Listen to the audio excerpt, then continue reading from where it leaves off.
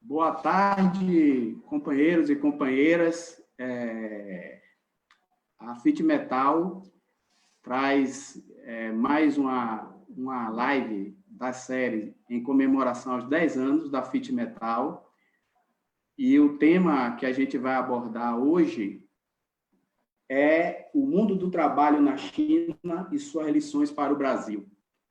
É um tema que, para o movimento sindical, é bem interessante, tendo em vista que há pelo menos 2, ou no máximo 3 décadas atrás, dificilmente a gente ouvia falar da revolução na China, né, da forma do crescimento e da potência desse grande país asiático. Para trazer a discussão e fazer o debate, a gente vai contar com a participação do Elias Jabor, doutor em Geografia, professor e autor de 4 livros sobre a China. E também do Milton Pomar, que é geógrafo, professor e consultor de relações internacionais China-Brasil. Nós vamos contar também com a participação dos dirigentes da FIT Metal, Marcelino da Rocha, nosso presidente, Marcelo Toledo e Raimunda Leone. Eu vou chamar já de imediato o nosso presidente, Marcelino, para fazer uma saudação e iniciarmos os trabalhos. Marcelino.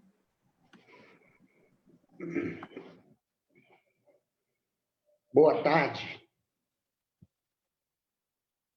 Boa tarde a todos e todas. Um prazer grande revê-los à distância e contar nessa série comemorativa dos 10 anos da FIT Metal com figuras ilustres como Elias, camarada de direção nacional do PCdoB, doutor, estudioso do mundo da China, e o Milton Pomar. Sejam bem-vindos a esse meio operário que, a partir do debate apresentado por vocês, vai nos propiciar um conhecimento ainda maior e no momento que eu acho que tem sido de grandes desafios para os estudiosos da China, porque absurdamente a gente vê no Brasil as manifestações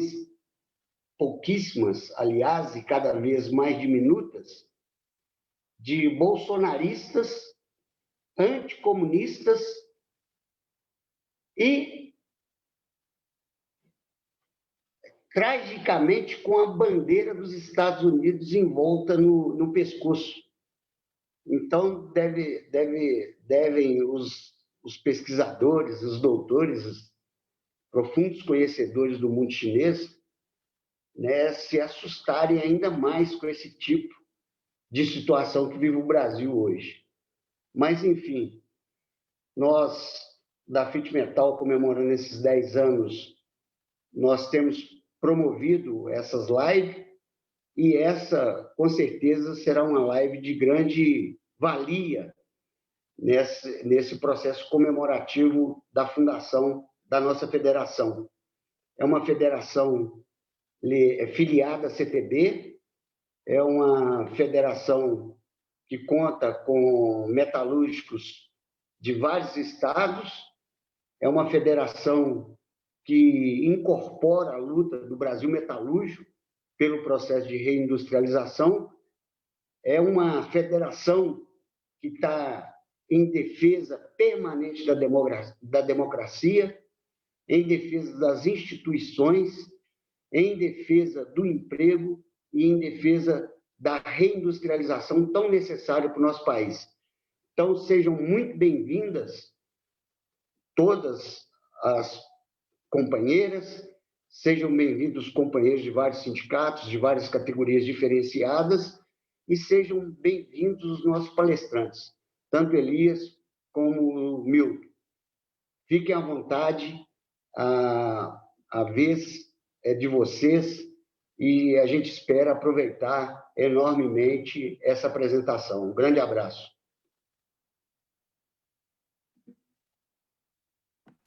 Obrigado, Marcelino. De imediato, eu vou passar a palavra ao geógrafo e professor Milton Pomar, para que possa já começar a colocar aí na pauta essa nossa discussão. Professor. Bom, boa tarde. Espero que todos estejam ouvindo bem. Esse convite da CTB, da Federação dos Metalúrgicos, achei muito importante, porque a gente discute pouco o mundo do trabalho na China, né? Normalmente, a China é alvo de estudos sobre a questão econômica, sobre a questão empresarial, comércio, enfim, N aspectos, e esse lado do mundo do trabalho ele é pouco estudado, pelo menos aqui no Brasil, né? Em outros países, talvez se estude mais. E tem uma questão que eu quero começar essa apresentação já colocando o guizo no gato, que é a questão central quando a gente discute China, socialismo na China, o socialismo chinês, quando a gente quer entender as contradições que a China nos oferece. Quer dizer, há toda uma campanha contra a China, há todo um preconceito contra a China, e a questão central para a gente começar essa nossa live sobre o mundo do trabalho na China é o papel do Estado. Existe capitalismo na China? Existe. A China é capitalista? É também. A China é socialista? É também. Ela não se enquadra nas caixinhas que a gente está acostumado. E aí é importante para a gente começar a tentar entender esse enigma que é a China. E aí eu queria até aproveitar para fazer um esclarecimento, quando brincaram com a questão do meu nome. O meu nome é Vladimir Milton Pomar. Eu assino, desde 1982, artigos em jornais e revistas apenas como Milton Pomar, porque o meu pai, Vladimir Pomar, é uma pessoa que estuda a China, obviamente há muito mais tempo que eu, que tem vários livros publicados, e isso gera uma confusão razoável, né? Mas, em 87, meu pai publicou um livro chamado Enigma Chinês, Capitalismo ou Socialismo. E esse título, ele hoje está mais atual do que nunca, porque muita gente, para tentar explicar o sucesso da China, diz que a China é capitalista, por isso que ela foi tão bem sucedida. E nós, socialistas, em vez da gente estudar a China para poder usar melhor esse exemplo que a China representa para o mundo, lembrando que a China é 20% de quase tudo no mundo, população, indústria, o que vocês imaginarem, energia eólica, energia solar, normalmente quase tudo é 20%. Comércio exterior ainda não chegou lá, dá em 13%, 14%. Mas é importante a gente entender isso, quer dizer, se você quer compreender um pouco o que ocorre na China, você tem que ter como critério analisar qual é o papel do Estado na China. E, no caso, o Estado chinês, ele é focado em desenvolvimento econômico. Quer dizer, desde 1980, pelo menos, você tem o Estado chinês promovendo intensamente o desenvolvimento econômico na China. Não é à toa que, nos últimos 30 e poucos anos, a China teve um crescimento médio de 9% ao ano do PIB, crescimento médio de 9% por mais de 30 anos. Então, isso gerou um crescimento enorme da oferta de trabalho, isso gerou um aumento anual dos valores de salários, do poder aquisitivo da população.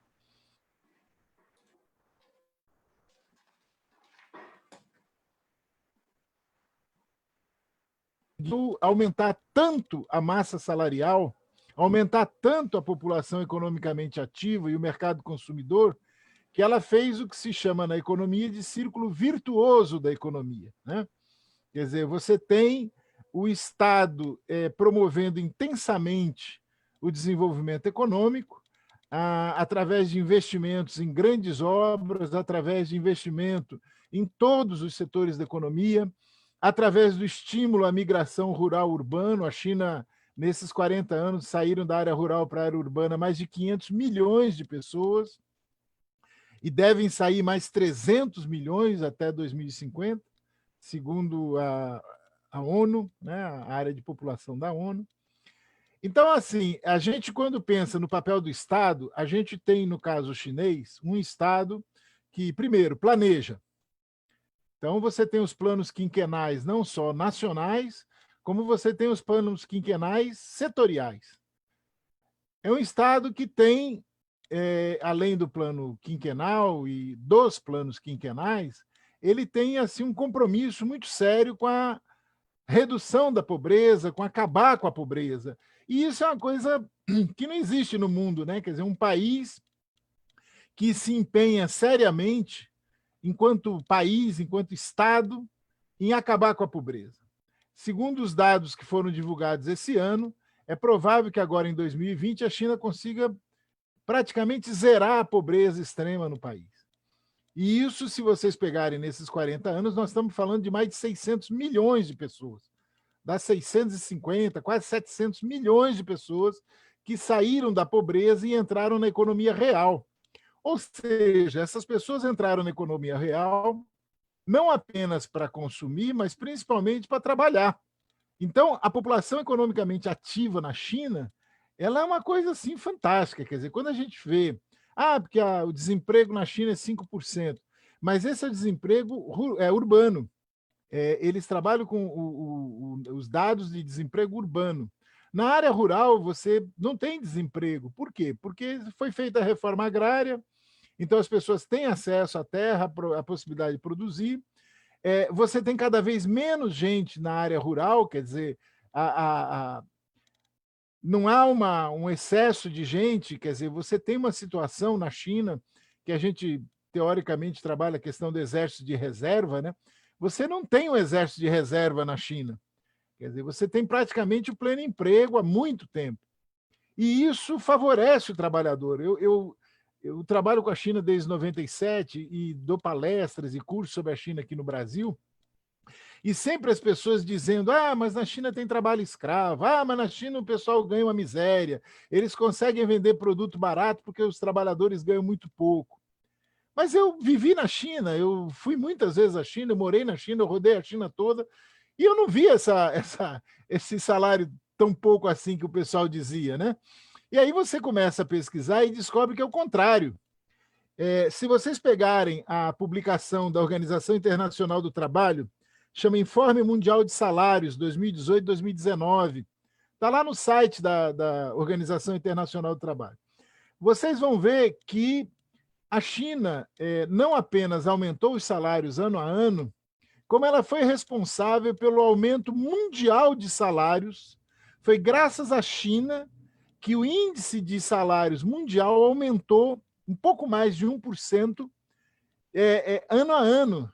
Quer dizer, o peso que a China tem na população economicamente ativa mundial é tão grande, e o aumento real de salários que ocorreu nesse período também foi tão grande, que ela consegue impactar o mundo.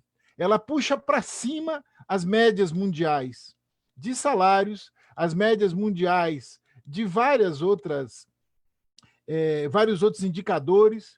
E na questão da pobreza, foi graças à redução da pobreza na China que diminuiu a pobreza no mundo.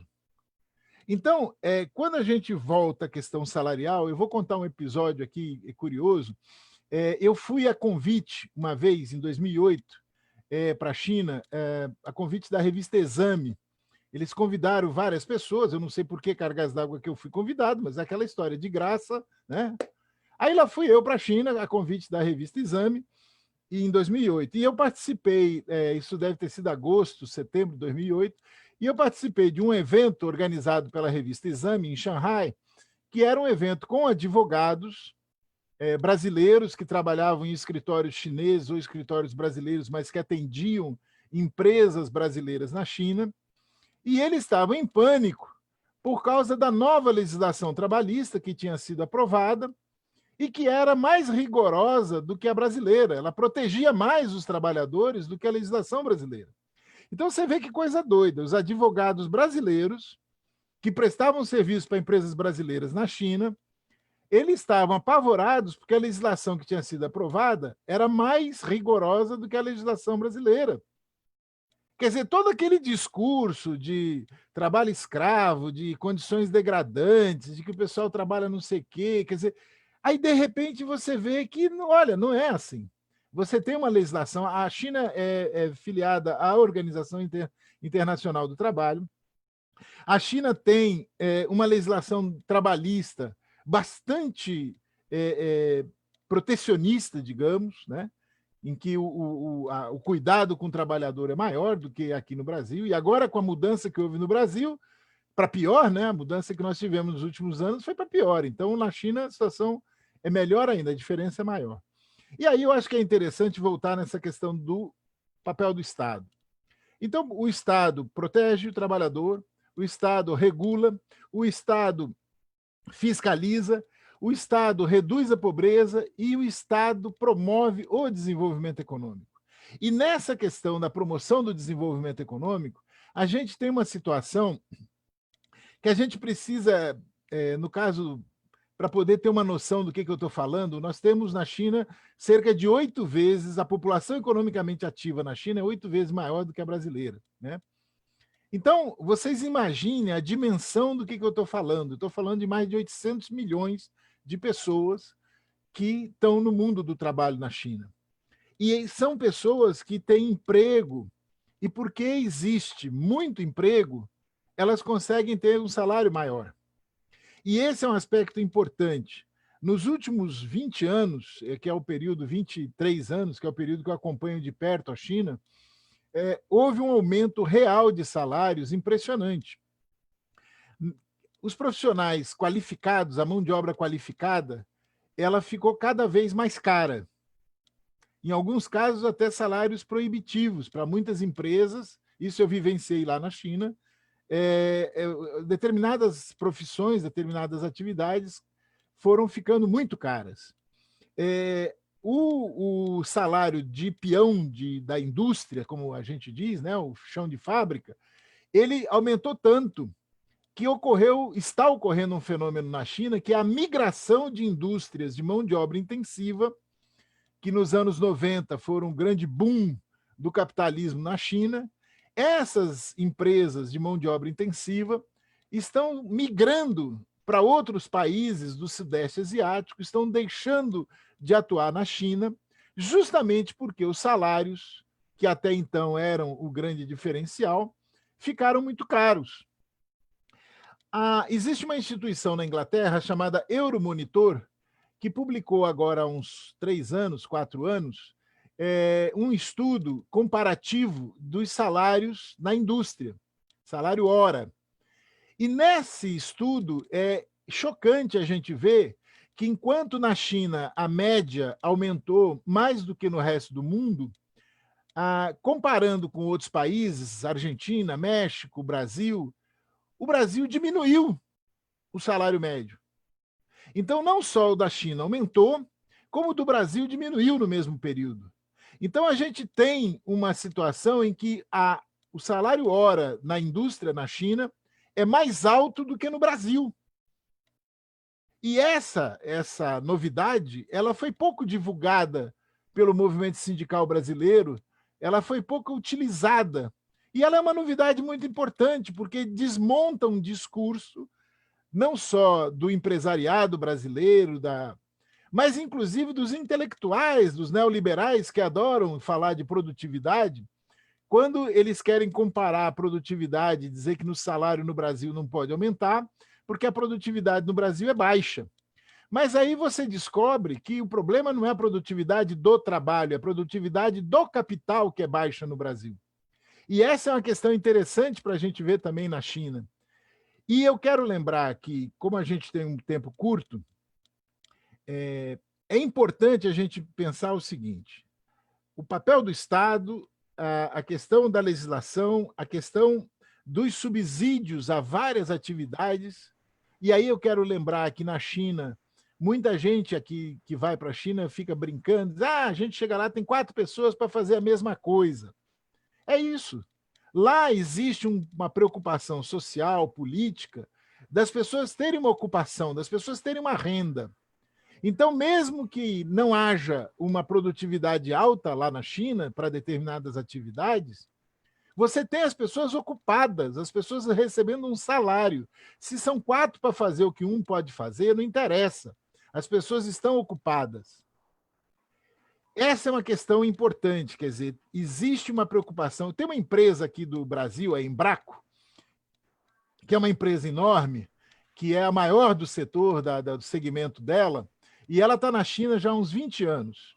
Em 2007, a Embraco estava mudando a fábrica velha para uma fábrica nova, lá no sul de Beijing, e ela não pôde se modernizar como ela queria, porque o governo chinês foi conversar com o pessoal da Embraco e dizer, olha, não dá de vocês colocarem tanta máquina como vocês querem, modernizarem tanto a empresa, porque senão a gente vai desempregar muita gente. Então, o governo entrou mediando uma mudança tecnológica que a empresa faria para evitar que aquela mudança, que tornaria a empresa muito competitiva, fosse prejudicar uma quantidade enorme de trabalhadores que ficariam desempregados porque a empresa estava se modernizando, não precisava de tanta gente trabalhando. Então, eles mediaram isso, a empresa se modernizou, mas nem tanto. Ela continuou com uma grande quantidade de trabalhadores, porque se ela dispensasse aquele pessoal todo, ia criar um problema, né? Então, veja que coisa interessante, quer dizer, a gente tem um governo preocupado em evitar o desemprego, não apenas com promoção de ações e tal, mas também com a questão do desemprego estrutural, do desemprego pela automação, pela modernidade. E essa é hoje uma das contradições. Eu preciso saber o tempo para não... Quanto tempo já tem? Professor, mais 4 minutos. Ok. Veja bem, eu acho que aqui a gente tem que entrar em algumas questões do momento que nós estamos vivendo. A China tem hoje um processo acelerado de desenvolvimento científico, tecnológico e de inovação, que é um programa chamado Made in China 2025, que, na verdade, vai até 2049, que é quando a China pretende se transformar na maior potência tecnológica do mundo. E esse processo é um processo dessa indústria 4.0, de uma automação robótica. Tudo isso gera desemprego. Então, você tem a China hoje aceleradíssima num processo de transformação que vai gerar desemprego, que está gerando desemprego. Mas você tem, ao mesmo tempo, uma preocupação da China em manter a taxa de desemprego na faixa de 5%, 4,5%, 5%, que seria o pleno emprego, né? E, ao mesmo tempo, você tem, nesse momento, agora no mês de junho, se formando na China, nas universidades, 8 milhões e 700 mil estudantes, quer dizer, são 8 milhões e 700 mil novos jovens formados em universidades que não têm emprego. Então, eles estão atrás de ver como é que eles vão fazer para essa demanda de emprego dessa garotada, que é uma garotada que está entrando com uma qualificação profissional no mercado de trabalho, no momento de baixa do mercado de trabalho, no momento em que o crescimento da economia caiu de 9 para 6, 6,5, que tem agora como agravante a questão da pandemia, e que continua tendo essa migração rural-urbana. Então, assim, hoje, o grande drama da China é como é que ela vai gerar 9 milhões de empregos, que é a meta para esse ano, 2020, e como é que ela vai, além desses 9 milhões que já estavam no programa, como é que ela vai fazer para mais 8 milhões, quase 9 milhões, quer dizer, praticamente o dobro, né? Além dos 9 mais 9. Então, o que eles estão fazendo? Quer dizer, eles estão investindo naquelas obras do que seria o cinturão lá a nova Rota da Seda, né? A Rota da Seda do século XXI, que eles chamam de um cinturão, uma rota, né? Eles estão investindo agora num novo porto gigantesco no sul da China, em Hainan, que é um porto de livre comércio. Eles criaram mais 4, 5 zonas de livre comércio, agora são 18 zonas de processamento de exportações de livre comércio na China. Quer dizer, eles estão num ritmo aceleradíssimo, investindo em outros países, realizando obras em outros países para poder, com isso, também levar trabalhadores chineses para lá. Então, assim, existe um esforço do Estado, dos governos municipais, estaduais e nacional na China para gerar emprego. Eles têm uma estrutura que se chama CCPIT, que seria o equivalente à Apex. Nós temos uma Apex no Brasil, eles têm quase 700, porque eles têm as nacionais, as provinciais de regiões autônomas e também municipais. Eles têm um órgão de relacionamento com o estrangeiro que também atua. Os prefeitos na China atuam o tempo todo para atrair investimento, para gerar emprego, para gerar... Quer dizer, eles atuam muito forte na questão do desenvolvimento econômico. Os governadores... Quer dizer, você tem um país empenhado em desenvolver a economia. E isso consegue manter a questão do emprego. E aí, para ir encerrando, eu quero que a gente pontue o seguinte. No melhor momento que o Brasil teve nos últimos anos, que foi ali 2013, 2012, 2013, 2014, que a gente chegou a atingir o pleno emprego, estava com quase 5% de desemprego o Brasil, naqueles 2 anos e pouco, a gente estava há anos-luz do ritmo chinês, do desenvolvimento chinês.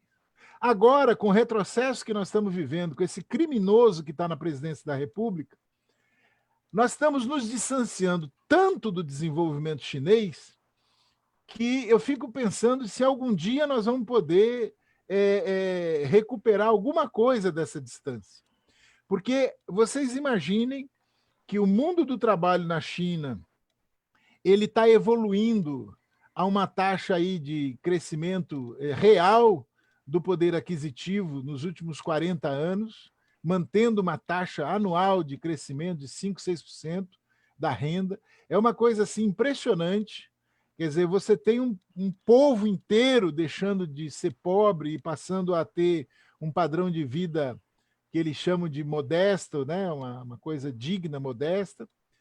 E isso tem implicações em todas as áreas, na área da educação, na área da saúde, na área no planejamento urbano, né? As novas cidades que estão sendo construídas, tem muita gente que não sabe disso, mas a China, que tem cidades milenares, ela constrói cidades novas. Uma cidade inteira, e não é pequena, não. Cidade para milhões de pessoas, que você chega lá, a cidade está deserta, está ficando pronta, e aí eles mudam. Então, tudo isso gera muito trabalho, tudo isso gera muito emprego, tudo isso gera muito crescimento econômico. Agora, isso vai chegar num teto. Quando vai ser, eu não sei.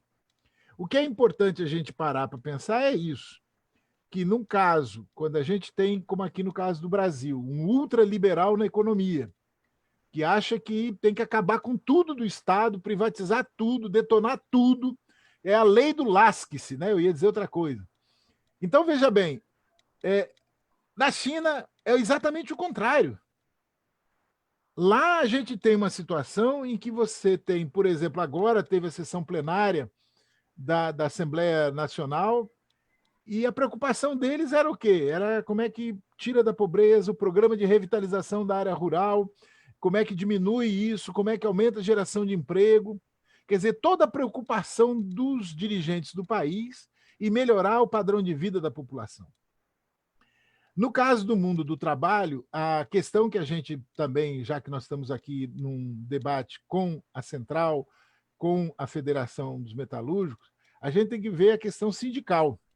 Essa é uma área que a gente precisa, o movimento sindical brasileiro precisa conhecer o que é o movimento sindical lá na China. Precisa estreitar relações, precisa conhecer realmente porque é uma área que eu, no meu caso, tive pouquíssimo contato com sindicalistas na China. Eu sei de sindicalistas brasileiros que tiveram contato, que visitaram, mas existe um preconceito muito grande em relação à questão sindical na China. E aí, para encerrar, uma vez eu levei uma comitiva numa fábrica e os dirigentes da fábrica levaram para conhecer vários lugares lá da fábrica e tal, e uma dos lugares que a gente visitou dentro da fábrica foi a sala de estudos do marxismo-leninismo. Então, veja bem, numa fábrica, os operários tinham uma sala enorme, com livros, enfim, com material didático, para estudar marxismo-leninismo. Então, na hora que o cara apresentou isso, os empresários que estavam na comitiva, eles olharam assim, eles não entenderam nada, porque era uma indústria enorme.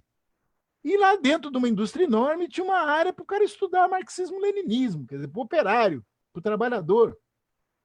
Quer dizer, isso aí é uma coisa só para animar o ambiente, para a gente ver que a China é uma contradição para nós muito grande, mas a gente precisa estudar a China. Eu acho que o movimento sindical vai avançar aqui no Brasil quando entender como é que eles estão fazendo as coisas lá. Eu acho que é isso, por enquanto, vamos começar. Obrigado, professor. Perdão aí pela questão do controle do tempo, mas a gente precisa dar seguimento à atividade. Mais uma vez, obrigado, e eu vou de imediato passar a palavra para o doutor Elias Jabbour, para que a gente possa continuar aí com esse importante bate-papo, importante conversa sobre o mundo chinês e essas lições que o mundo chinês pode trazer aqui para o Brasil. Primeiro, agradecer o convite da FIT Metal, na pessoa do Marcelino, nosso presidente, meu camarada, Andréia, André Sintra, que também participou dessa mediação. A primeira vez que eu falo para trabalhadores nos últimos meses, tenho feito lives com gente ligada à universidade, ligado a outros setores de atividade, mas não para uma entidade sindical, né? E é uma coisa impressionante isso, porque eu sou inclusive do Partido Comunista, né? E acho que a gente tem que falar mais para trabalhadores, então fico feliz com o convite, e eu acho que o Milton ele já deu um panorama bem geral e economizou muito do que eu poderia falar aqui, desenvolver. Agradeço muito pela fala do Milton, excelente fala, e que inclusive aprendi muito com o que ele disse. E eu pegando o gancho do começo da apresentação dele, eu tenho dito para as pessoas mais próximas de mim que o socialismo ele é uma ciência, né? Ou seja, é o socialismo científico, né? E como ciência, ele é parte das ciências sociais, né? Sejam elas aplicadas ou não, das ciências humanas, e talvez seja a área menos, vamos dizer assim, estudada da área das ciências sociais e humanas, né? Ou seja, muitas vezes nós temos isso como ideal na nossa cabeça, algo que foi transportado via igreja ou via convicções igualitaristas, sendo que é algo altamente científico, né? E que vai mudando ao longo do tempo, né? O Milton fala de que a China não se encaixa em nenhuma caixinha, ele fala com muita exatidão isso, porque eu, inclusive, acho que a China ela adentra uma fase do seu processo de desenvolvimento econômico, não é? Em que novas determinações do socialismo científico devem ser postas à prova, né? Ou seja, existem novas determinações do socialismo que a China vai colocando em prática. Eu acredito que a China ela conforma a primeira experiência de uma nova classe de formações econômico-sociais, que eu chamo de socialismo de mercado. A outra experiência é o Vietnã. Cuba e Coreia do Norte é um outro tipo de formação econômico-social, também socialista, mas não da mesma tipologia da chinesa e vietnamita. E dentro dessa formação econômico-social tem um capitalismo pujante ali, o Vladimir deu destaque a isso com razão. Tem 400 milhões de camponeses que trabalham e operam, vamos dizer assim, em certa medida, de uma forma pré-capitalista de produção, ou seja, 400 milhões de camponeses que estão na economia de mercado, mas é difícil colocá-las em uma caixinha conceitual. Eu, particularmente, coloco dentro do que o Marx chamava de pequena produção mercantil, que é um pequeno modo de produção pré-capitalista, ou seja, tem 400 milhões de chineses envolvidos nessa atividade, né?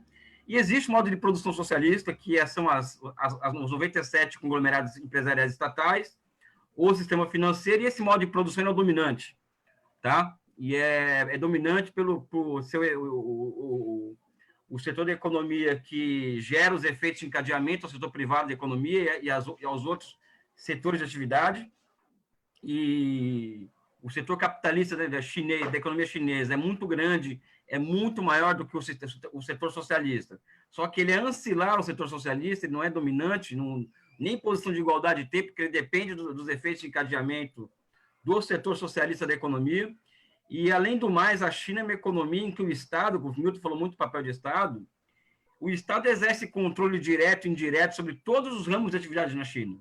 Desde 2012, todas as empresas chinesas, privadas ou estatais, mas principalmente as privadas, elas são obrigadas a ter um membro do Partido Comunista como CEO, acompanhando o CEO da empresa na tomada de decisões, ou seja, é o Estado se envolvendo diretamente em assuntos das empresas privadas.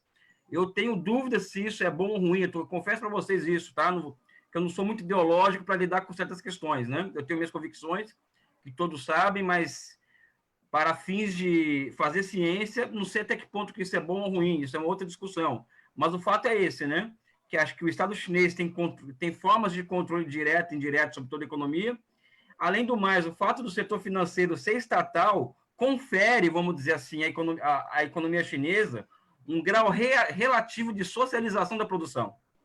Ou seja, o setor privado, o sistema financeiro, ele serve basicamente para controlar o setor privado também, né? O setor privado é controlado via impostos, mas também via sistema financeiro. E como o sistema financeiro chinês ele é estatal, esse setor privado acaba sendo objeto, vamos dizer assim, de grande interferência estatal, não é? Então, essa discussão se é capitalismo ou socialismo, eu acho que não é nem uma discussão que é boa do ponto de vista correta da tradição marxista, tá?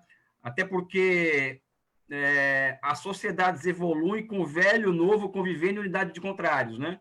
E eu acredito que o socialismo que existe na China, ele já tem um pedaço dele muito avançado, mas em si ainda é um socialismo primitivo, um socialismo embrionário, um socialismo, como eu tenho dito, em fase de teste, e que tem ainda um longo caminho a percorrer, né? E o longo caminho a percorrer passa por incluir essas 400 milhões de pessoas em uma, vamos dizer assim, economia de tipo socialista, vamos dizer assim, né? E isso não se ocorre da noite para o dia.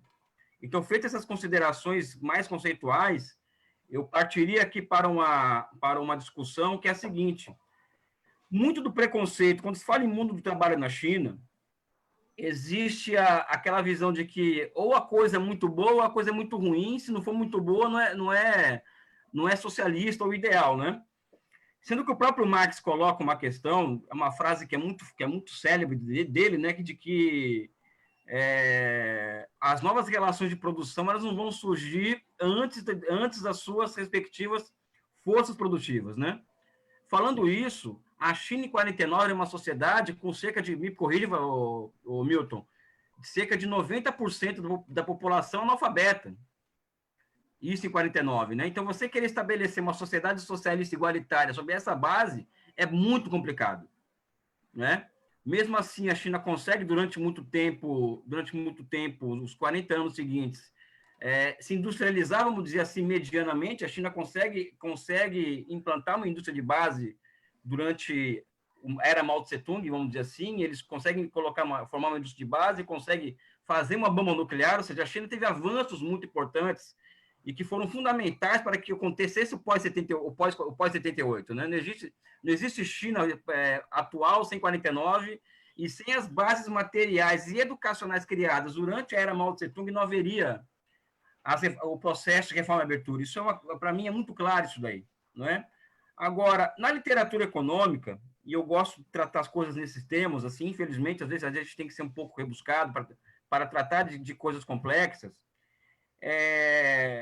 A China em 78 era um país com 800 milhões de camponeses, também me corrijam, não é? E na literatura econômica é muito evidente que um país ele se utiliza da vantagem competitiva da mão de obra barata para poder se desenvolver durante muito tempo, né? Tem até um autor que foi prêmio Nobel em 79, o Arthur Lewis, que a tese dele é exatamente esse, né? Ou seja, crescimento econômico com mão de obra abundante, né? Ou seja, um crescimento econômico baseado em uma mão de obra abundante, ou seja, em que os salários baixos eles são parte da vantagem competitiva do país. E chega-se um ponto, ou seja, essa massa de pessoas vai sendo absorvida na economia de mercado, não é? Até se chegar a um ponto em que os salários deixam de ser uma vantagem competitiva. Então, a China, atualmente, a grande discussão, o Milton coloca isso, é se esse turning point, ou seja, essa virada em favor do crescimento mais pautado de forma mais qualitativa e menos quantitativa, a China já atingiu esse ponto. A China já atingiu um ponto em que a mão de obra sobrante ela já deixou de ser um ativo, vamos dizer assim, para o país? Eu acredito que sim. Tá? A China, por exemplo, além dessa questão de ter chegado a esse ponto em que a mão de obra está ficando cara, eu queria complementar um dado posto pelo Milton. A China, desde 2010, os salários crescem acima da produtividade do trabalho. E isso é uma coisa muito séria, porque o Brasil, durante os governos Lula e Dilma, os salários também cresciam acima da produtividade, só que nós não nos industrializamos. Então, nós aumentamos o salário acima da produtividade e geramos mercado consumidor para a Coreia do Sul e para a China. Não é? Então, a China, os salários crescem acima da produtividade, só que o país tem a expectativa de chegar a alcançar a fronteira tecnológica, ela está criando mercado para si mesmo. Para si mesmo, né? Vamos dizer assim. Isso, para mim, é um dado fundamental. Tá? Quando se fala em mão de obra escrava ou superexploração da mão de obra, esse é um dado fundamental. Os salários crescem acima da produtividade há 10 anos. E os salários não crescem porque existe, vamos dizer assim, a partir de 2000, inclusive é um dado que tem uma pessoa que devo orientar no doutorado, ela tem uma página no Instagram, Melissa Cambuí, ela estuda a regulação do trabalho na China e direito, e tem feito live sobre essa questão do direito do trabalho na China, é Melissa Cambuí, e ela diz o seguinte no trabalho dela: desde os anos 2000, a regulação do trabalho na China, ela passa a ser instrumento, vamos dizer assim, de consolidação do mercado interno na China. Não é? Ou seja, desde 78 existe regulação do trabalho na China, não é? Existe essa regulação, mas desde 2000, as leis trabalhistas na China, elas deixam de ser algo somente voltada para a regulação do trabalho, para ser um instrumento, vamos dizer assim, inclusor no mercado interno, ou seja, as pessoas se utilizam daquelas leis para se beneficiarem dela e, a partir delas, adentrar o mercado consumidor. Por que eu digo isso, essa questão do mercado consumidor e as leis trabalhistas se transformando em um apoio para isso?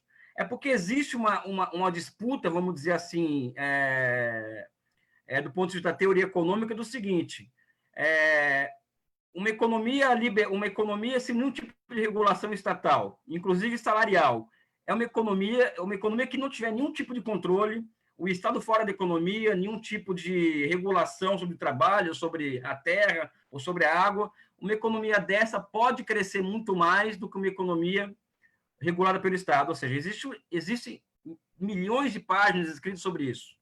Né? Inclusive, o Paulo Guedes ele é um fanático, vamos dizer assim, uma figura... ele tem uma profissão de fé em relação a isso, nessa questão da utilização, da desregulamentação como forma de promoção do desenvolvimento econômico. E existe uma outra corrente de pensamento, que não é necessariamente marxista, tá? Que diz o seguinte: não, as leis de regulação, o Estado regulando a economia de um lado, e a regulação do trabalho sendo instrumento de inclusão social de outro, são instrumentos fundamentais ao processo de crescimento econômico. Tá? Eu acho que esse ambiente que eu estou falando aqui é muito fácil falar que a segunda hipótese é que vale, é que ganha, e é que tem mais demonstrações empíricas. Mas, em 70% dos cursos de economia no Brasil, ensina-se o contrário. O Brasil não cresce porque tem muita regulação, o Brasil não cresce porque o trabalho é regulado, o Brasil não cresce porque tem salário mínimo, ou seja, as pessoas nos cursos de economia no Brasil crescem aprendendo isso. Não é? A maioria das pessoas, inclusive. E é quase um senso comum entre empresários e entre economistas que essa primeira hipótese é a mais correta. Né? Pois bem, a China meio que desafia toda essa lógica, em grande medida. Primeiro porque ela tem um Estado que atua sobre a economia de forma muito pesada. Quando falo pesada, não estou falando no sentido fiscal, porque no Brasil tem uma confusão. Né? o Estado é muito grande, muito pesado, então é um Estado que cobra muito imposto. Não é nesse sentido que eu estou falando.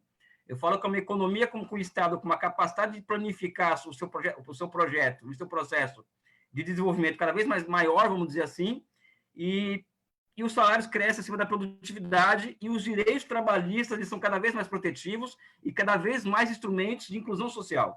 Tá? Então, acho que esse é um ponto que a Melissa ela trabalha muito na dissertação de mestrado, eu trago aqui para vocês, porque eu acho importante fazer essa divulgação científica.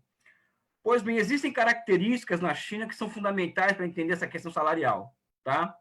Essa tese que eu coloquei aqui, de uma economia que cresce baseada em mão de obra abundante e barata, ela é uma abstração, tá? Ela talvez seja uma grande abstração, talvez uma das grandes abstrações na área de economia política, vamos dizer assim, e eu trabalho com essa abstração nos meus textos, nas coisas que eu faço sobre o tema, né? A questão é que essa é uma abstração, quando chega no concreto e vai se aplicar à China, ela corre de forma muito diferente. Por quê? Porque a China, já, em 78, tinha uma tradição de economia planificada, centralmente planificada, de 49, né? Então, isso muda completamente a equação dessa questão. O segundo ponto é que a China tem, desde a década de 50, um sistema que é chamado de Hukou, que é um sistema de controle de imigração interna, que, em grande medida, até hoje, ela provoca uma dualidade no mercado de trabalho na China. Qual que é a dualidade que é essa? Um é a mão de obra urbana, ou seja, existe uma mão de obra urbana na China, que é essa que os salários estão, vamos dizer assim, em uma posição melhor que a do Brasil, a do México, de Portugal, etc. É bom que a gente tem que ser... Nós temos que ter vamos dizer assim, uma visão muito interessante da China, uma visão que, olha, aquilo ali é um país exemplar em muitos aspectos, mas temos que fazer a crítica também, que é importante. Esse pessoal que é a mão de obra urbana tem salários assim, tem salários crescendo acima da produtividade e tem, vamos dizer assim, o salário médio maior do que os países como Brasil, México, etc. Agora, existe uma mão de obra migrante na China que essa sim, essa tem um salário menor do que a média, não é? Essa, em muitos casos, não poucos, ela é super explorada sim, ou seja, principalmente nas áreas do sul da China, vamos dizer assim, tanto é que em 2010 existe uma explosão de greves na China, e que a partir de 2010 o governo passa a colocar essa questão da proteção social e do salário e da legislação trabalhista como forma de inclusão social de forma muito mais forte. É porque houve uma explosão de greves na China em 2010 que levou o governo a uma mudança completa de atitude em relação a certos abusos. É bom que essas coisas sejam ditas para demonstrar, inclusive, que a China é uma sociedade civil muito viva. Aquele camponês que fez a Revolução em 49, hoje ele é trabalhador industrial. Então, toda aquela energia revolucionária que levou o Partido Comunista ao poder, hoje está na fábrica na China. E esse trabalhador no setor privado, principalmente, vamos dizer assim, que pressiona o Estado no sentido de mais proteção e maiores salários, que é o grande motor hoje das grandes transformações do mundo do trabalho na China. Então, nós não estaremos prestando serviço, vamos dizer assim, sério, negando essa realidade.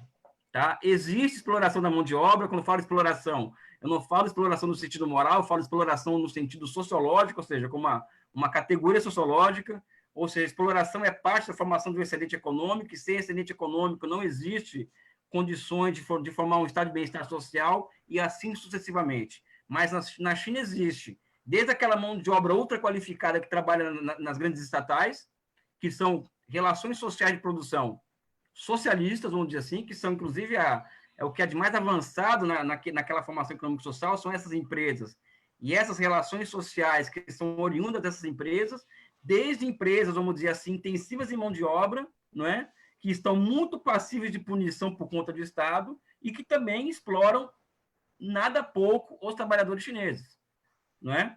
O que acontece, vamos dizer assim, é que nos últimos anos, inclusive a Federação Nacional dos Sindicatos na China é chamado a participar do Conselho Consultivo Político do Povo Chinês para ajudar a formular novas leis para regular o trabalho na China. Não é? Ou seja, então a China existe uma transformação do mundo do trabalho, existe capitalismo, o capitalismo penetra na China com as reformas econômicas, né? E essa área capitalista chinesa, esse modo de produção interna, aquela formação econômica e social, que existem mais problemas na regulação do trabalho e que é onde o governo está dando mais atenção nos últimos anos. Eu queria muito chamar a atenção para isso. E por que eu falo essa questão de chamar atenção para esse setor específico, onde uma mão de obra é mais explorada do que em outros setores, não é? Onde os salários são mais baixos do que em outros setores? Pelo seguinte, o grande desafio chinês, o primeiro deles, é gerar 13 milhões de empregos urbanos por ano. Esse ano é 9 por conta da pandemia, mas a China tem que gerar 13 milhões de empregos por ano, porque senão ela não dá conta de manter aquela estabilidade social. Então, esse é um desafio que demanda, vamos dizer assim, uma capacidade de planificar novos campos de acumulação da economia, que não é brincadeira. Não é à toa que eu tenho dito que na China hoje tem 2 milhões de pessoas que trabalham diretamente com planejamento e projetamento da economia chinesa. Então, são 2 milhões de profissionais ultra qualificados, as mentes mais brilhantes do país, talvez, que trabalham dia e noite na busca de soluções para a questão da geração de empregos na China e de renda. Então, esse é um ponto que eu queria trazer para o debate. O outro ponto é o seguinte, a China, eu vou falar de forma keynesiana, né? Não marxista. A China precisa fazer uma transição de uma economia muito baseada no investimento, ou seja, a China tem taxa de investimento acima de 40% há mais de 15 anos, e a literatura ensina que o país que investe muito consome pouco. Eu não levo muito a sério isso, mas isso é um fundo de verdade, tá? A China precisa fazer uma transição de dinâmica de acumulação, pautada do crescimento, pautado pelo investimento, para o crescimento pautado pelo consumo. Ao fazer essa transição, é que entra todo esse processo em que a legislação trabalhista passa a ser um elemento de alavancamento do consumo, não é? Em que o Estado passa a proteger muito mais os interesses dos trabalhadores do que antes, porque proteger os interesses dos trabalhadores em uma situação como essa atual é proteger os interesses do próprio Estado, porque o Estado necessita que as pessoas tenham mais dinheiro no bolso e que essas pessoas têm que consumir, porque para manter as taxas de crescimento necessárias à manutenção de esforço de catch-up na China, não é? E também uma questão de coesão social, tá? Dito isso, pegando um quadro geral dessa questão social do trabalho na China, o que acontece no mundo e na China em particular são dois movimentos que não são complementares, ao contrário, né? São opostos. Existe no mundo uma tendência cada vez maior à perda de direitos salariais, a perda de direitos trabalhistas, perda de direitos previdenciários e queda salarial. Essa é a tendência mundial hoje.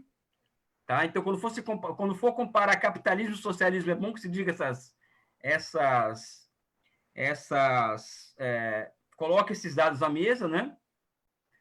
Enquanto que na China o processo é oposto. A China ela está num processo em que os direitos sociais, né, isso envolve aumento de salários, incorporação e entrega de direitos, que também está em processo, não completei essa parte da minha fala. Essa mão de obra migrante, vamos dizer assim, ela também vem adquirindo direitos de cidadãos urbanos, ao adquirir direitos de cidadãos urbanos.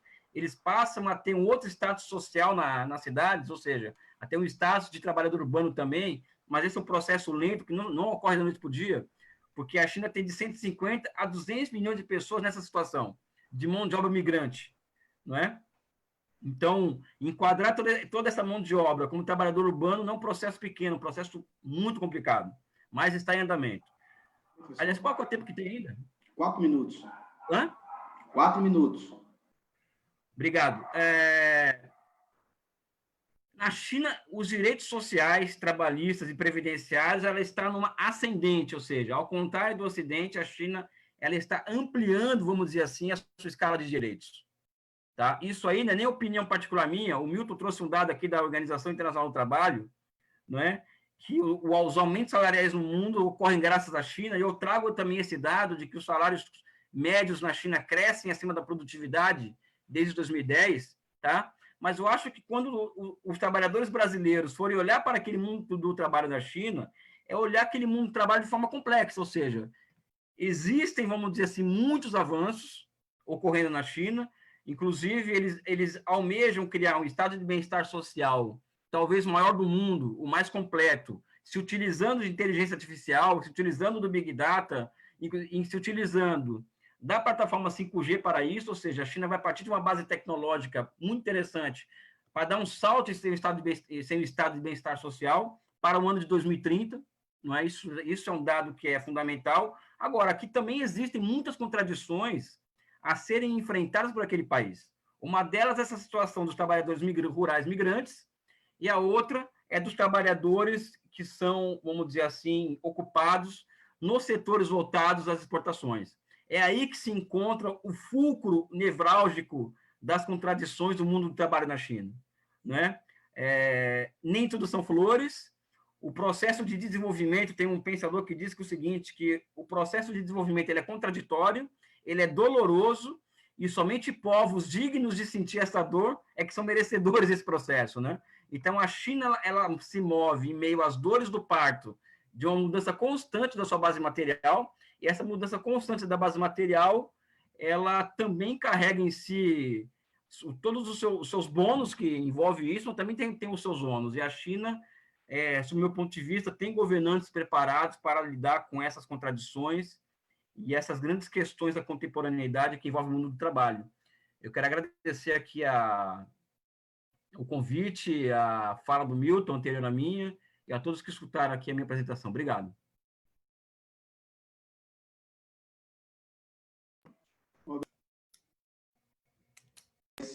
Obrigado ao professor Elias, obrigado ao professor Milton. Interessante, muito interessante e importante trazer todo essa capacidade de informações, né, e de conhecimento sobre o mundo real, né, do trabalho na China, sobre a realidade do que é essa potência mundial, né, muitas vezes negada no sistema capitalista, mas a potência mundial que a China representa hoje, né? E a gente agora, eu convido o nosso companheiro Marcelo Toledo, que é diretor nosso da federação, diretor de formação, para adentrar o debate, né? Adentrar o debate e trazer aí o que a gente chama de, vamos dizer assim, provocações, no sentido de fazer com que a gente consiga refletir melhor sobre tudo que foi colocado e o que a gente precisa ainda compreender melhor sobre toda essa lição, né, que a gente pode tirar aqui para o nosso trabalhador no Brasil. Marcelo. Muito bem. Boa tarde a todos os companheiros e companheiras, a diretoria da FIT-Metal. Boa tarde ao camarada Elias Jabbour, meu camarada de partido. Boa tarde ao companheiro Vladimir Pomar, professor. Esse debate e a exposição desses companheiros me fez eu voltar no tempo da minha militância. Eu tive acesso, contato com o livro vermelho do Mao Tse-tung aos 13 anos de idade, em 1975. Estou com 57 anos agora. Como também tive primeiro contato com o texto do Stalin, Materialismo Dialético e Histórico, nesse mesmo período, que vinha da China, diretamente em português, para a Ação Popular. Meu pai foi um quadro operário da Ação Popular. E ele desenterrou, e aquele negócio, com 13 anos, comecei a ler e estudar esse material. Então, eu tenho um carinho e um amor pela China e pelas questões da China. Não me tornei um pesquisador, um estudioso, como os companheiros que aí colocaram essas questões extremamente relevantes para o debate e a reflexão. Tive a oportunidade de estar na China, a convite do Partido Comunista da China ao nosso partido, e foi uma delegação de 10 camaradas operários. Eu fui na condição de operário, que sou, jornalistas, parlamentares, e lá tivemos uma experiência muito extraordinária em tão pouco tempo, né? E eu me recordo que, eu não vou me lembrar do nome, obviamente, foi em 2008, o companheiro da Secretaria de Relações Internacionais do Comitê Central comendo pato de Pequim. Não sei se o Elias já provou o pato de Pequim e o Milton também, muito interessante e milenar, não é isso? Ele disse uma coisa muito legal, interessante. Falou: a China vai provar ao mundo a superioridade do socialismo face ao capitalismo quando completar a sua primeira etapa do socialismo, que é 100 anos, que é a visão que os chineses têm da sua construção do socialismo, né? Um outro momento que me gravou muito, e toda vez que eu falo sobre a minha viagem à China, eu lembro, na ida, dentro do avião, ao meu lado direito, estava voltando de férias um jovem de 22 anos, que estava há um ano na China. Ele pegou férias, veio para o Brasil, veio a família, estava retornando. É poliglota, fazia um trabalho de tradutor na China. Um rapazinho falava acho que 5 ou 6 línguas. Também não me recordo o nome dele. Aí eu fiz uma pergunta para ele. O que é que mais chamou a atenção para ele nesse um ano de experiência na China? A resposta foi essa. Na China, tem 1 bilhão e 400 milhões de habitantes. Palavras dele. E ninguém passa fome. Ponto. Isso, para mim, e nesse debate, é extremamente relevante, né? Eu acho que a China, companheiros e companheiras, mostra ao mundo a superioridade, a sua superioridade da orientação socialista. Ela mostra ao mundo, e na área de desenvolvimento econômico, desenvolvimento social, político e militar, e principalmente no desenvolvimento tecnológico, a superioridade do papel do Estado sob a orientação de uma concepção de mundo que é a concepção dos comunistas, que é justamente o marxismo-leninismo, como muito bem disse aí o companheiro Pomar, o estudo do marxismo-leninismo, né?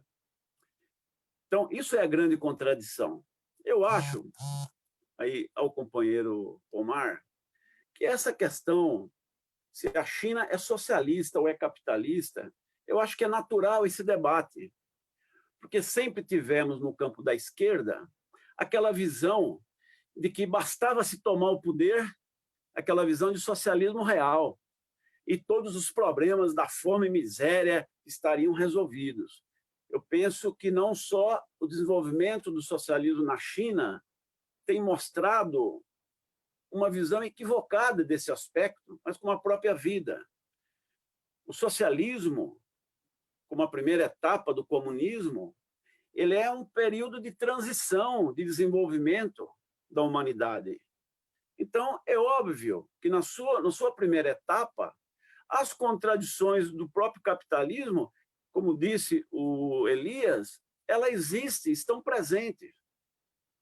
E nas condições de construção do socialismo na China, que tem a tal chamada o socialismo tipo chinês, com a experiência chinesa, deixa muito claro que a construção do socialismo ela é muito mais longa, ela é muito mais complexa, como nós no passado achávamos que bastava tomar o poder e pronto, nós resolvemos tudo aqui, né? Na base da caneta, da porrada, etc, etc. E a vida vai mostrando que você tem que ter muito mais capacidade de desenvolvimento teórico e desenvolvimento das forças produtivas, né? Bom, eu sei que o tempo meu aqui é bem menor e dá vontade de falar muito sobre essa questão, né? Do ponto de vista do exemplo e da superioridade da orientação socialista da China, é essa atual pandemia do coronavírus. com extrema capacidade, extrema organização do povo, e extrema liderança do Estado chinês, sob a direção do Partido Comunista da China, a China faz um combate exemplar de uma pandemia que tem posto milhões e milhões de pessoas à morte.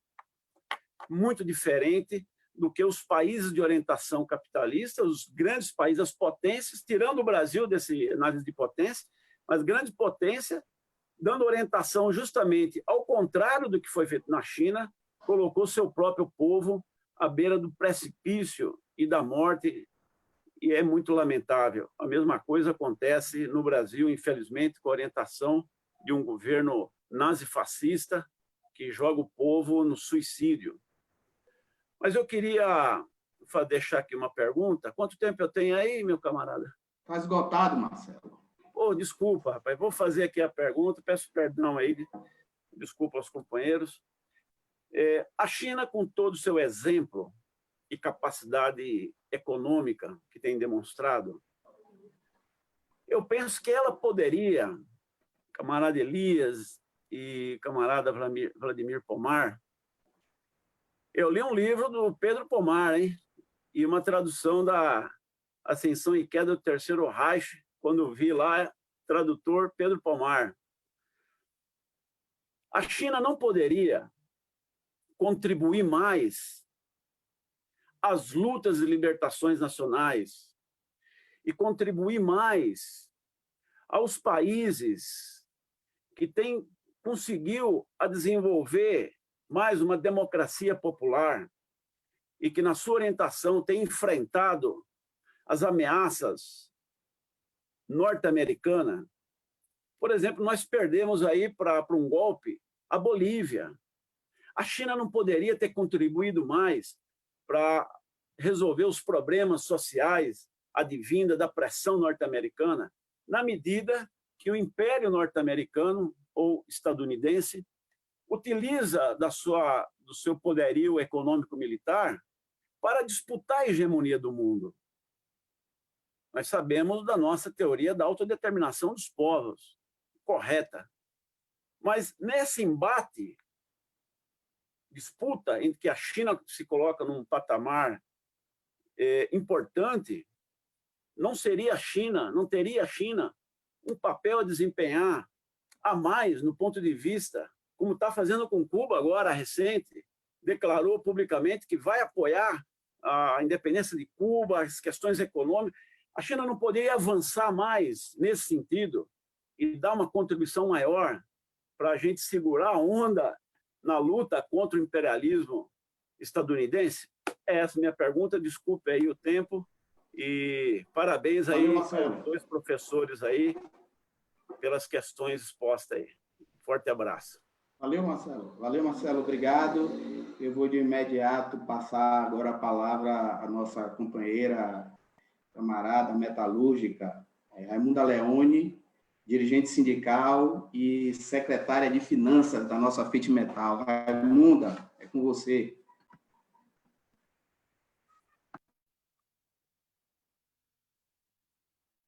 Boa tarde a todos. Quero agradecer ao professor Pomar, Milton Pomar, agradecer ao companheiro e camarada Elias, que é daqui do Rio de Janeiro, pessoa, né, com quem eu conheço, né?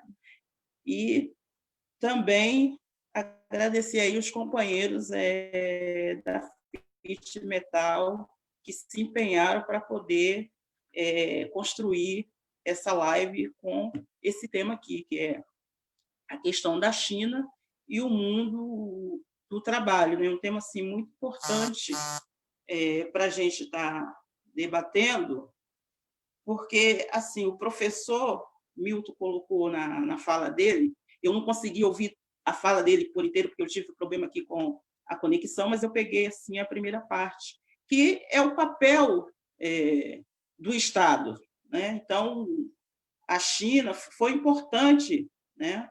O Estado ser indutor do crescimento, né, econômico e do desenvolvimento social, porque não há Estado forte sem desenvolvimento econômico e sem desenvolvimento social.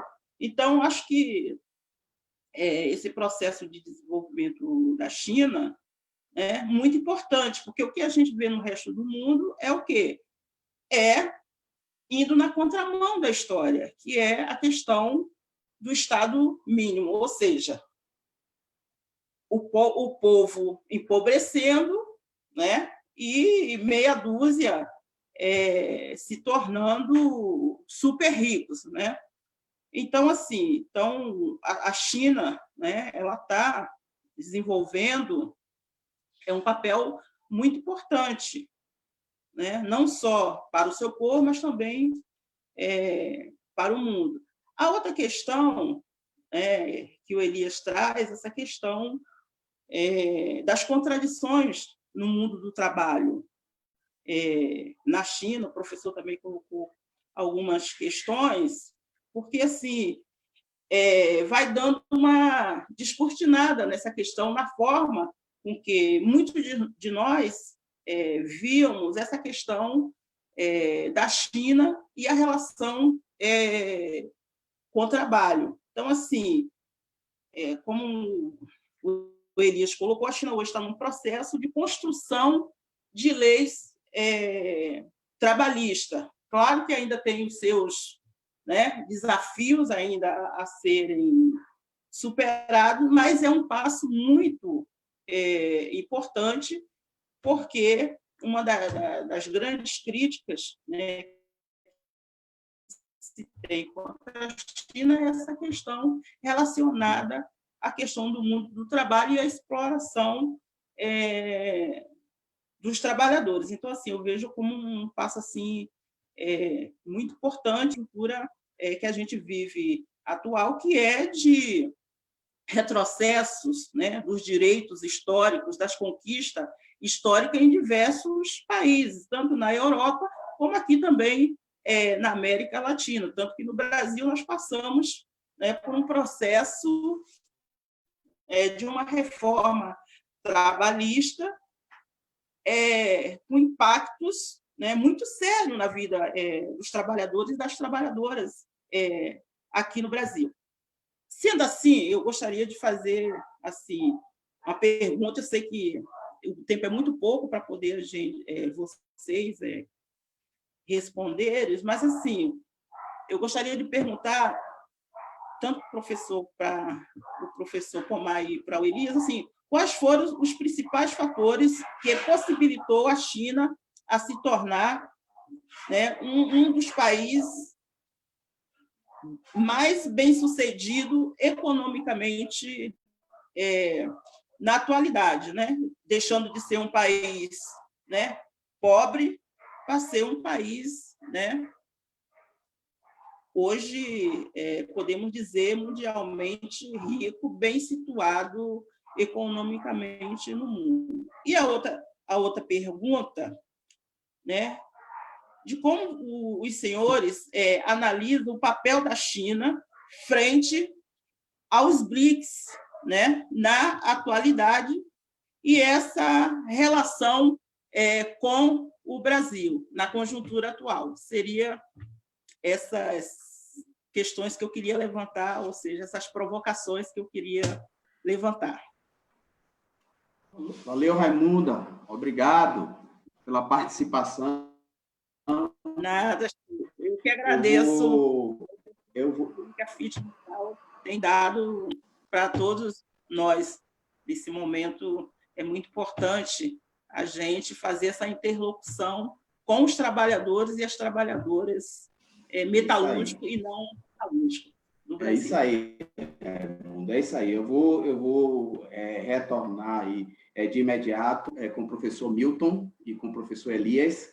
O tempo agora é menor, Houve aí uma colocação do Marcelo, uma outra provocação aí da Raimunda, e pelo menos aí em 5 minutos, eu sei que é um tempo que é muito, mas muito curto, mas em 5 minutos aí, que vocês pudessem, dentro do que vocês trouxeram e dessa condição de questionamentos, fazer um fechamento, aproveitar e fazer um fechamento para a gente por causa do tempo, né? Então, já faz o fechamento e a gente daqui já agradece aí a participação. Professor Milton.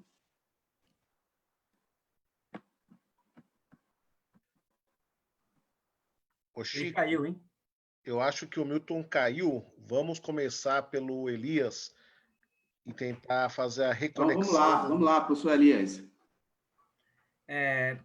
Legal ver o Marcelo Toledo, que é um amigo meu há muito tempo. Nós temos uma relação de mais de 20 anos de amizade. Eu tenho uma profunda admiração por ele.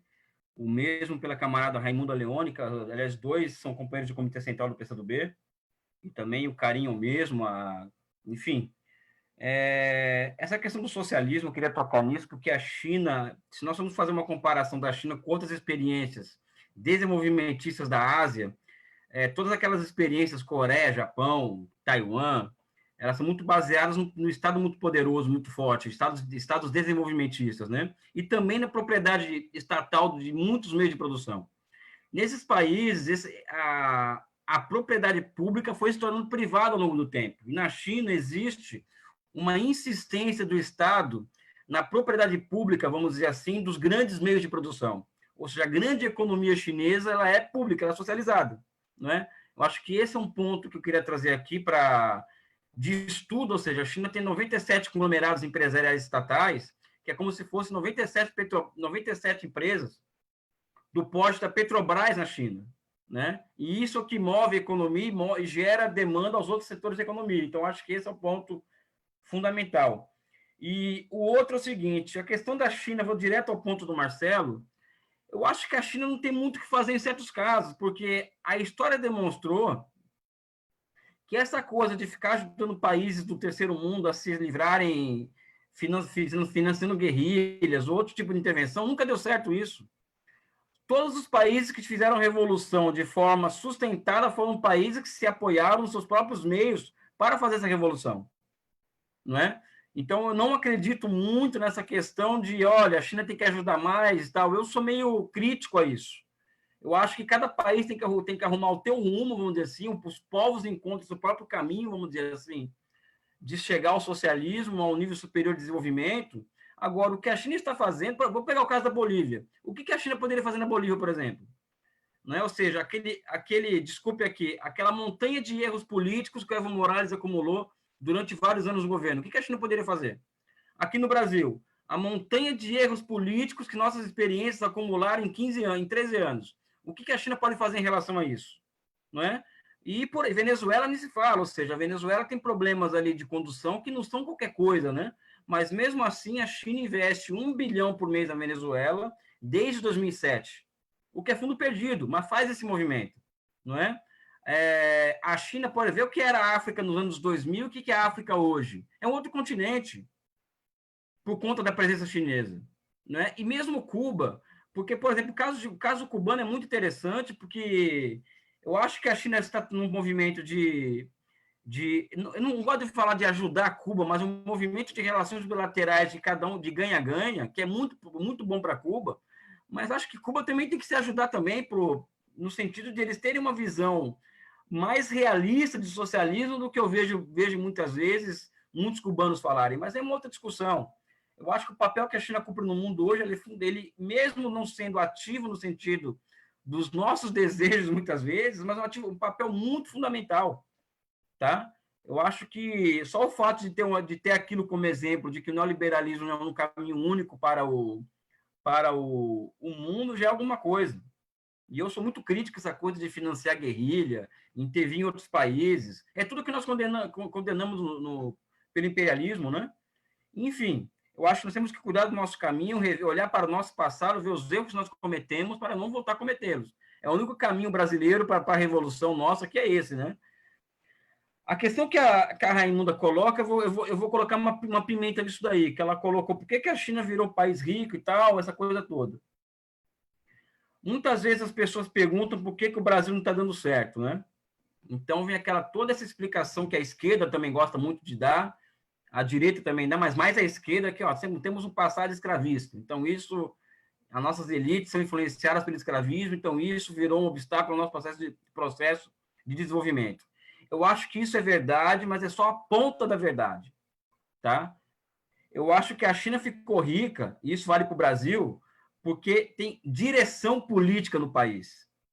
Existem forças políticas apontando para o futuro, e não apontando problemas do passado, vamos dizer assim, ou negando o seu passado, como é o caso brasileiro, que tem um revisionismo histórico terrível na praça aí, que faz muito mais mal do que bem, no meu ponto de vista. Então, o problema no Brasil é falta de direção, é falta de comando, é falta de visão estratégica, eu acho.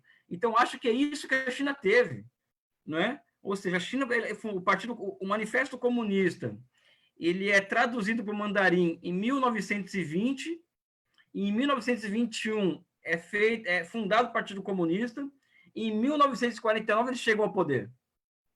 Ou seja, eles erraram muito pouco, vamos dizer assim. E de 49 a 78 foi um zigue-zague muito grande, mas sempre num rumo estratégico definido, mas também errando e acertando, mas... Ou seja, o que existe na China hoje, que fez aquele país virar o que ele virou, foi uma estratégia de desenvolvimento, de mudança estrutural da economia, ou seja, lá eles não têm uma esquerda que é contra o desenvolvimentismo, como no Brasil, né? Ou seja, a própria esquerda no Brasil, ela tem um discurso muitas vezes antidesenvolvimentista, ou seja, o que é uma coisa incrível, né?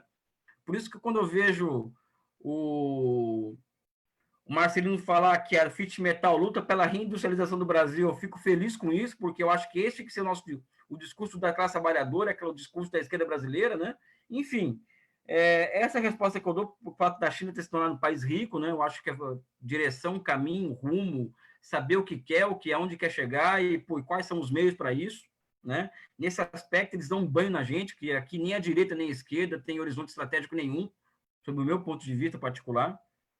E a questão dos BRICS, Raimundo, BRICS praticamente hoje é China e Rússia, né? O Brasil está fora do game desde 2016, a Índia está tendo atritos de fronteira com a China por conta de problemas históricos de fronteira, a África do Sul é um país ultra problemático, né? Todo mundo sabe disso, então fica China e Rússia. E que, no final das contas, se você for olhar o mapa mundo pós-pandemia, vai ser um G4 aí, que é China, Rússia, Alemanha e Estados Unidos. Né? Ou seja, o BRIC virou só China e Rússia, a Alemanha não sei se ela vai assumir o papel de ser a gestora daquele processo de reconstrução da Europa, coisa que eu tenho minhas dúvidas, né? E os Estados Unidos, que não acho que vai ser enfraquecido da crise, eu não vejo decadência naquele ali, eu vejo uma decadência muito relativa, mas não absoluta. Enfim, isso é basicamente essas minhas considerações e agradecer o convite de falar para vocês, ou me coloco à disposição para voltar, para aprofundar essas questões que envolvem socialismo, China e classe trabalhadora. É isso. Obrigado. Professor Elias, obrigado. Professor Milton Pomar, por favor. Bom, eu tive aqui um problema aqui com o computador, pifou. Simplesmente apagou. Eu acho que é muito comunista junto falando, ele se apavorou. Tá entendendo? Veja bem, eu acho que a gente está vivendo um momento agora, do ponto de vista do Brasil, e eu acho que a China serve como parâmetro em algumas coisas, mas especificamente no que interessa na nossa conversa aqui hoje, que é a questão da indústria. Eu tenho alguns artigos que eu publiquei sobre isso, com dados bem atualizados. Esses artigos estão num site de um blog que eu escrevo chamado Conexão Ásia. O site é www.amanhã, sem acento, óbvio, né, .com.br, Conexão Ásia. Tem vários artigos sobre a questão da indústria, comparando a indústria no Brasil, que está desaparecendo, e a indústria na China, que está a 1000. Né? Eu acho que a gente tem que ver isso, quer dizer, o que é que gera mais emprego? É a indústria. Existia uma noção de que a construção civil era grande empregadora, que a agricultura era grande empregadora. Isso acabou. A gente tem hoje a construção civil toda automatizada. Você tem lá na China, pelo menos, eles constroem prédios numa rapidez, chega tudo quase pronto, é só ir montando, uma coisa absurda. Em 6 meses você tem um prédio enorme prontinho, é uma coisa inacreditável. Então, com muito pouca gente trabalhando. Na agricultura, a mesma coisa. Você tem a agricultura familiar e tal, que emprega muita gente, mas a agricultura em grande escala, a agricultura industrial, ela é cada vez com menos gente trabalhando, é cada vez mais máquina, né? E no caso da indústria, emprego de qualidade, emprego com maior quantidade para a garotada aí que está se formando, curso técnico e tal, é isso mesmo. A gente tem que entrar com uma campanha massiva no Brasil de reindustrialização. A gente precisa voltar a ser grande produtor. Esse desgoverno que está aí acabou com a indústria naval, quer dizer, a indústria naval é importante para o Brasil. A gente tem vários segmentos da indústria, da manufatura, que estão acabando. Eu sei que eu tenho acompanhado isso nos últimos anos. Tem vários lugares, tem um monte de fábrica, empresa pequena fechando. Então, assim, a gente tem um exemplo muito bom, que é esse exemplo da prioridade que a China deu para a indústria. Não só do ponto de vista de geração de emprego, mas do ponto de vista do desenvolvimento do país. Eu acho que é esse debate que a CTB, a FIT Metal, tem que puxar no Brasil. A gente precisa que as pessoas entendam da importância da gente voltar a ter indústria, né? Você vê que agora, com essa pandemia, ficou uma situação patética no mundo, do mundo depender de um único fornecedor. Quer dizer, de repente, se não tem respirador na China, acabou. Quer dizer, é um negócio doido, respirador, não estou falando de nada altamente evoluído, nada. A gente acompanhou os debates na década de 70 e 80 sobre a questão do protecionismo, a questão da informática e tal. Só que hoje o que está colocado para nós é que nós estamos ficando não só para trás. O Brasil, do ponto de vista da indústria, ele não está só para trás, ele está de costas. Nós estamos de costas para o desenvolvimento mundial, nós estamos caminhando na direção contrária, nós estamos destruindo a indústria. Eu acompanhei isso nos últimos 20 e poucos anos, dos industriais brasileiros irem à China para transferir produção para a China. Eu acompanhei delegações comitivas da CNI, a Confederação Nacional da Indústria, através dos Centros Internacionais de Negócios, aqui de Santa Catarina, eles organizando com 8, 10 estados. Eu fui acompanhando algumas comitivas dessas e eu ficava horrorizado, que eram comitivas de industriais indo para feiras. Ora, o que o industrial vai fazer numa feira? Quem costuma ir em feira comprar é comerciante. Mas os industriais iam lá para comprar produtos que eles deixavam de produzir, portanto, eles deixavam de gerar emprego aqui, e a partir daí eles começaram não só a comprar o produto, como a fazer lá. E isso em todos os setores. Você pega uma coisa besta, ferramenta. Ferramenta hoje, a maior parte das ferramentas que são vendidas hoje no Brasil são produzidas na China. Então, assim, a gente tem uma burguesia no Brasil que, além de ser rentista, é uma burguesia que está pouco se lixando para o desenvolvimento do país.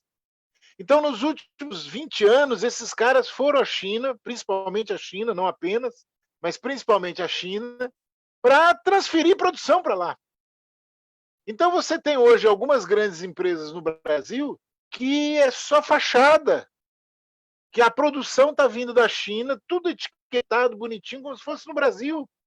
São vários segmentos que todos os produtos...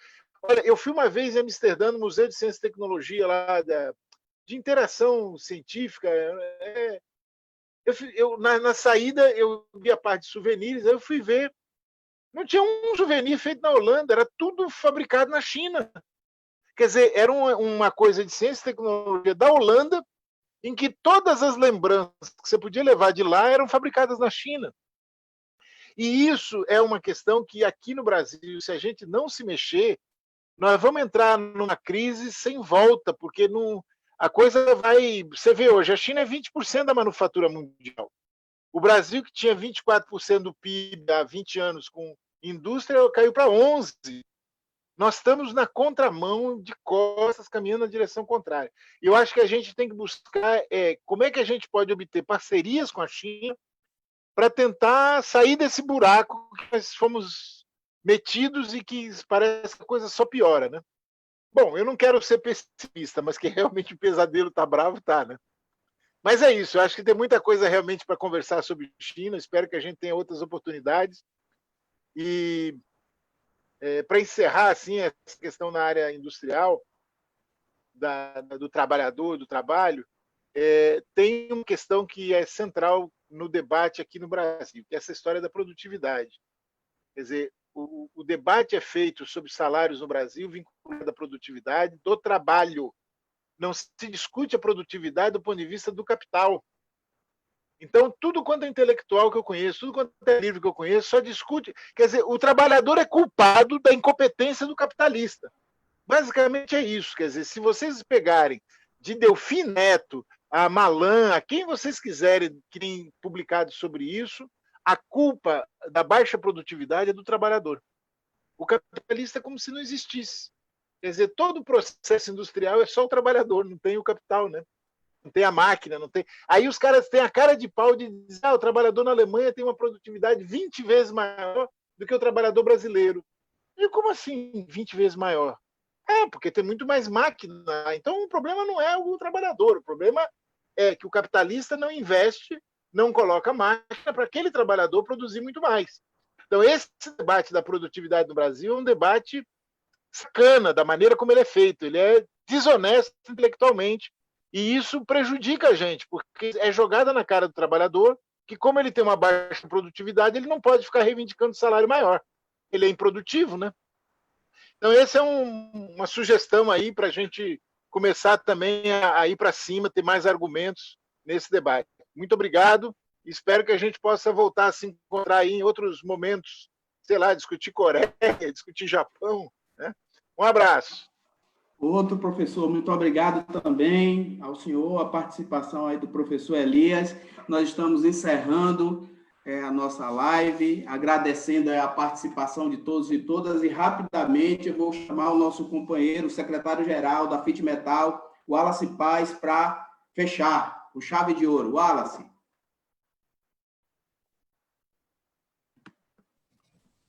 Boa tarde a todos e a todas. Agradecer aí, Francisco, a sua condução do processo, ao Marcelo, a Raimunda, que, obviamente, abrilhantaram aí as exposições com as suas perguntas e as suas observações. Dizer para nós, para os companheiros, tanto o professor Vladimir quanto o professor Elias, que os companheiros tiveram uma excelente apresentação, né? Foram bastante esclarecedoras, trouxe para nós conhecimentos dentro de uma série de contradições que existe hoje no entendimento do qual é o papel que a China exerce, tanto no seu país quanto para o mundo, e, obviamente, convidá-los para próximas oportunidades, porque, de fato, esse debate ele é bastante necessário, demanda um aprofundamento maior. Sabemos que o tempo aqui ele é insuficiente para que a gente possa ter uma condição melhor, né, do desenvolvimento das ideias, mas esperamos em outras oportunidades poder contar com as pessoas como vocês que traz para nós uma condição melhor de conhecimento do qual o significado que a China tem para o mundo.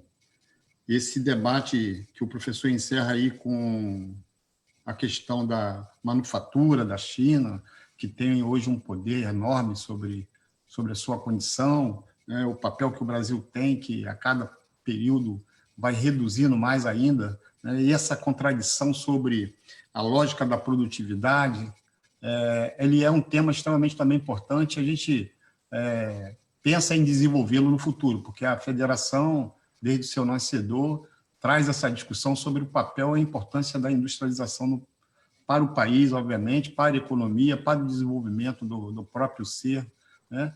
Enfim, e aí a gente queria já de antemão contar com a possibilidade de tê-lo participando de outras oportunidades junto a temas interessantes e importantes para nós, trabalhadores.